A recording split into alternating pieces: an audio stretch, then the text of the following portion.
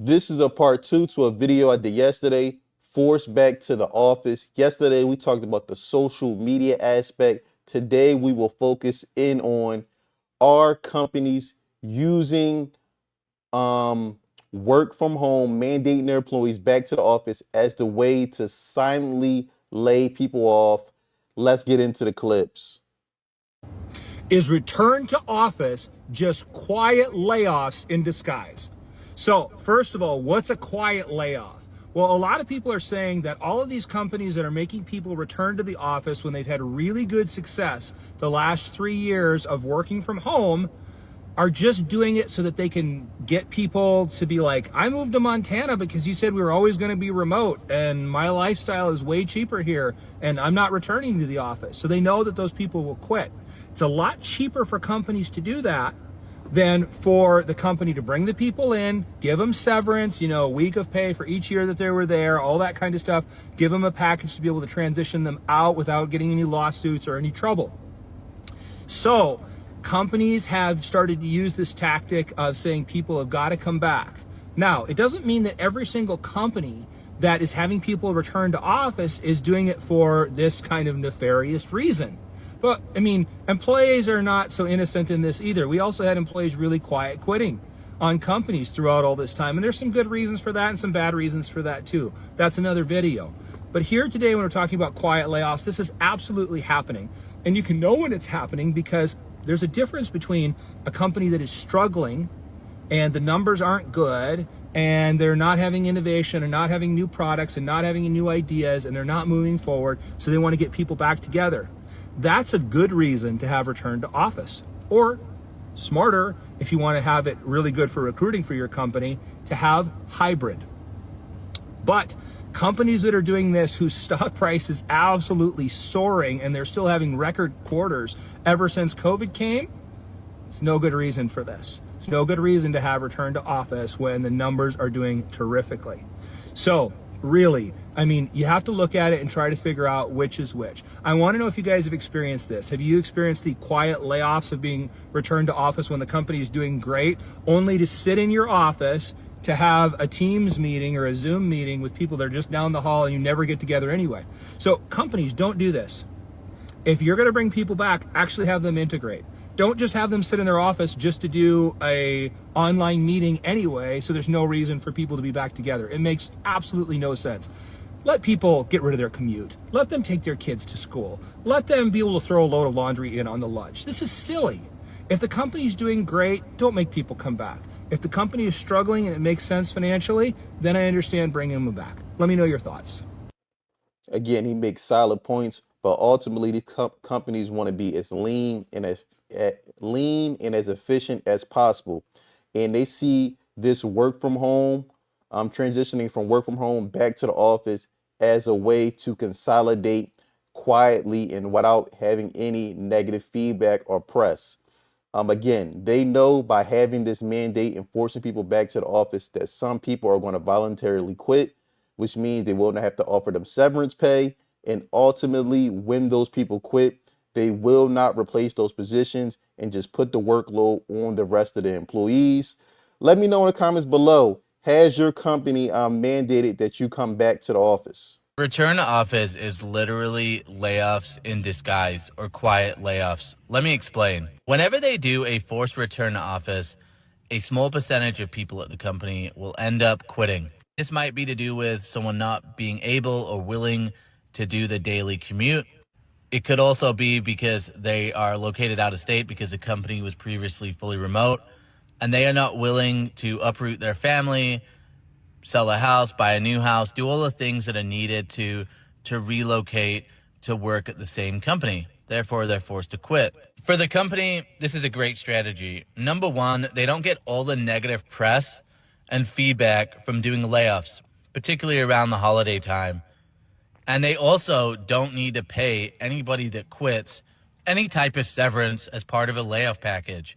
We've also seen a pattern of companies forcing people back to the office, and then if enough people don't quit, then they are still doing layoffs. I would love to be in the boardrooms of some of these companies when they make the decision. I can just see them smiling about it, going, wow, this is a really smart idea. Let me know what you think in the comments. I mean, when you think about it, it's evil, but really, it's evil genius at the same time. Again, you're literally going to get people to quit and not have to pay them anything. You avoid any type of lawsuits or litigation. Again, evil, but kind of smart when you think about it from the company's perspective. You guys, Salesforce went from having their managers be empowered to make decisions for their teams to everybody needs to return to office 4 to 5 days a week. So specifics on their new mandate is that there's 3 different types. Remote, where employees primarily work from home. Office flex, where in office 3 days a week.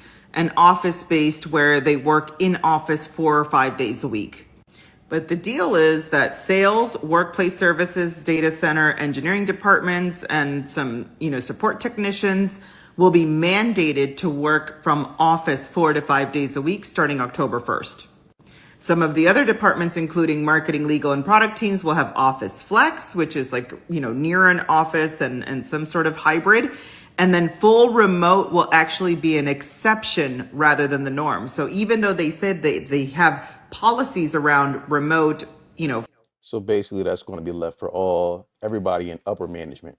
flex and in office, really the remote is being sort of shoved to the side here. So Salesforce CEO Mark Benioff flip-flopped from when in 2022 he said office mandates will never be, enforced, versus today in 2024 that return to office versus remote debate has really come to a head for Salesforce. And you guys already heard me talking about Amazon started tracking the hours that corporate workers were spending inside their office. They were cracking down on all the coffee badging that was going on, which I talked about in my previous video. And you know that the thing that I brought up with Dell, where, 60,000 employees voted that they would rather pass up a raise and promotion and still want to work remote versus being in office. So basically, these new hybrid work policies, which HR and executives really wanted to average 3 days a week per office, have now really expanded to basically return to office or else. So bottom line is there was a huge survey that went out to a large amount of CEOs, and all of those guys that had businesses that were over 500 million in revenue basically want a full on-site working model within the next 3 years. So 2027, 2028, all of this will be shaken out and we'll see who wins. Employee versus employer, return to office versus hybrid versus remote. I think this is going to be an ongoing battle for a number of years until the data really proves to employers and CEOs that working from home or working remotely is just as productive as being in the office. I don't think that any major decisions will be made. And I also think that there's still going to be this battle between employee versus employer over the next few years. And when the market goes the other way, right now we're in a supply market. That means there's so many people that are looking for work. There's so many people that are sending out their resumes, wanting to get those interviews, wanting to get those jobs. So employers are in control. Again, I'm going to pause right there. Again, she's spot on. This is going to be an ongoing battle for years to come. But right now, employers have the upper hand just because the jobs are not there. So again, pretty much what they say is going to go ultimately because, like I said, they have control of what's going on now. So employees are really going to have to get with the program. But if things switch and it becomes a situation where employees have the upper hand in the marketplace, trust and believe they will be bringing back work from home or at least hybrid. It's going to have to be some middle ground, but this will be an ongoing fight for years to come. So, yes, it is the hiring time of the year while people are getting ready for, hey, how are you? While they're getting ready for the beginning of the year. But there's also a return to work mandate, return to office mandate going on, right? It used to be people were working remotely, then it became hybrid. Now they want people to go back into the offices. And they're using all these excuses like it's better to collaborate in person and teams get more done when they're in the office. And that's a lie. There have been several major studies that say that people are more productive when they're at home, especially with the technology. But since they have all this real estate and they want it filled, they're requesting people to go back to the office. And the people who don't comply, then it's a layoff. And I believe that they're doing this so that they don't have to pay the unemployment, right?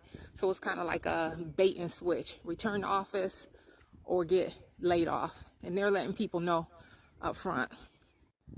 Now, some people were hired under a work from home schedule with their nearest office being hundreds of miles away. So that means that there's going to be an automatic elimination of that workforce. The other thing that I want to mention is some people are on the job market saying that they're okay with relocating, and it is happening since there are a lot of layoffs going on. You can get hired, relocate to the new city or state, and they lay you off anyway, and you've paid all these expenses to relocate, and they may have covered your relocation, but now what if you want to go back home? That's on you. That's a huge risk to take. So always consider your options and consider who is responsible for the most risk. Is it to you or is it to the company? Companies never put themselves up for risk. They're always going to put it on the employee. Great point, especially about the relocation.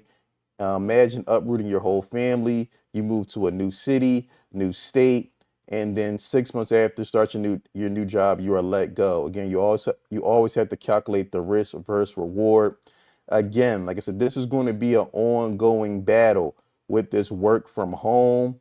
I believe it ultimately comes down to one, you have the real estate. Again, I'm sure it's hundreds of millions and billions of dollars with these leases, with these big Fortune 500 companies. And then secondly, again, whether the company is doing bad or good, they're going to use this opportunity, this work from home, and forcing employees back to the office as the way to become more lean, more efficient, and understand that benefits the CEO at the end because a lot of these CEOs, their pay structure, they have a base salary and then they get incentives for meeting financial metrics and bonuses. So again, CEOs will benefit ultimately, and CEOs will benefit ultimately in the end from these work back to office mandates. Layoffs are bad press and they're expensive. Meta spent over $1 billion on severance for the employees they laid off last year alone.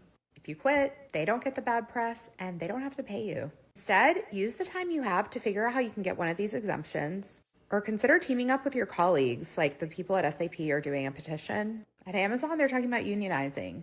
If everyone challenges these mandates, these employers are going to realize they can't win. If you're in a position to do so, figure out ways to push back on your employer. If I was at IBM, I would be focused right now on two things. One, I would be trying to get one of these exemptions. And two, I would be looking for other jobs. Because some awesome employees are going to get picked up by other companies and they're going to tell IBM the only reason I'm leaving is because you won't let me work remote. So one, IBM's probably going to start making exceptions for the people they really want to keep. And two, they are going to get scared. They're going to realize that they are going to lose their top talent if they continue trying to force people to relocate for their jobs. I mean, look, worst case, you sit around until August, you don't manage to get another job, and then they let you go at that point. At that point, they will more than likely offer folks severance. And if they don't, because they say that they gave you plenty of notice, then you're still better off having been employed that whole time than quitting your job. But if employees stick together and say, no, we're not coming back, we're not moving for this job, then eventually the companies are going to have to change their policies. Again, you never want to quit. You always want it to be your last resort. I think that if you have a specialized skill set and you are top talent at these companies, they probably will make exceptions for you, but everybody else is either going to be get down or lay down. As many people to quit as quickly as possible. And because some employees haven't gotten the memo that this is what this entire mandate is really about, Amazon is sending its senior execs to straight up tell them to get out. If Amazon actually wanted these employees to stay, it would have never created such a unilateral mandate. If it actually wanted employees to stay, it would have tried to gather their opinions, consider their working styles, and give them some alternatives so that they could be comfortable with the company. Instead, it's being so strict that if employees want to work from home or have any kind of flexibility, they need executives who report directly to the CEO to approve their exemptions. Amazon employees are probably going to start getting the message that the company doesn't want them there. In fact, now 80% of all Amazon employees are considering leaving because of this policy. It would serve Amazon right if many more workers than expected quit because of this policy. As always, for more interesting and informative stories on tech, business, the economy, and jobs, be sure to like, share, comment, subscribe to my channel here and on Instagram and YouTube. I doubt that many people will quit Amazon. Again, 80%. Where are they going to go? Again, the job market just doesn't favor employees right now. So you're really just going to have to bear down, do what you have to do, and at least find other means of employment before you decide to quit. Return to the office or quit. That is what a lot of the same companies that promise remote work forever are now saying. Companies like Apple, Meta, Amazon. These same companies were saying that they valued remote work and they were going to have it forever. Now they've completely flipped the switch. They're now saying, you better return to the office. We don't care if you have to relocate. We don't care what hoops you have to jump through. If you're not back in the office, you can quit. But really all this is quiet layoffs. They found the most effective way to get people to quit on their own accord, and it's simple. Get people to go back to the office. I run a lot of polls on LinkedIn, and every single time I run a poll on remote work or in the office, remote and hybrid work is 97% of what people want. Only 3% of people say that they want to be in the office 5 days a week. If you follow any of my content, you know I think that's absolutely ridiculous. I value human-to-human contact, but I don't think we need to be around each other every single day. That makes no sense. But companies have found a loophole. To avoid big layoff news, you can just get people to quit. And the best part, you don't have to pay any severance. It's like an evil genius plan. Let me know what you think in the comments below. Do you think this was a mastermind plan by CEOs of Fortune 500 companies to get people to quit on their own accord, saving these companies probably hundreds of millions of dollars in severance and lawsuits and in unemployment? Let me know what you think in the comments below. Don't forget to like, subscribe, and share.